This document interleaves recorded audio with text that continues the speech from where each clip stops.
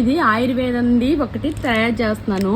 ఇది పుదీనా పువ్వు 25 గ్రాములు తీసుకోవాలి, వామ్ పువ్వు 25 గ్రాములు తీసుకోవాలి, పచ్చకర్పూరం 25 గ్రాములు తీసుకోవాలి. ఆయుర్వేదిక్ షాప్ లో అమ్ముతారు. 100 రూపీస్ అయినరా. ఈ 3 కలపాలి.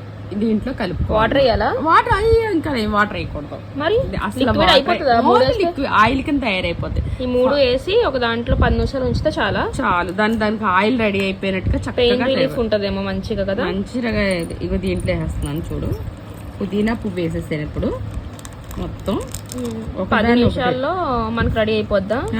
మంచి స్మెల్ వస్తుంది. అంటే గాలికి అది వాటర్ కింద అయిపోద్ది అనమాట. ఇప్పుడు మనకి అయిపోద్ది, పెయిన్ రిలీఫ్ అయిపోతుంది అనమాట.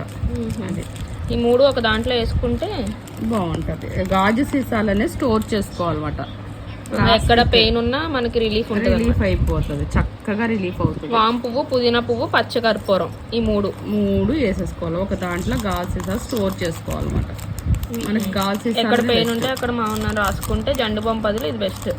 ఇది వేసేసాను. పచ్చకర్పూరం ఈ 3 మిక్స్ చేసి క్లోజ్ చేసాడు. అయిపోయిందా?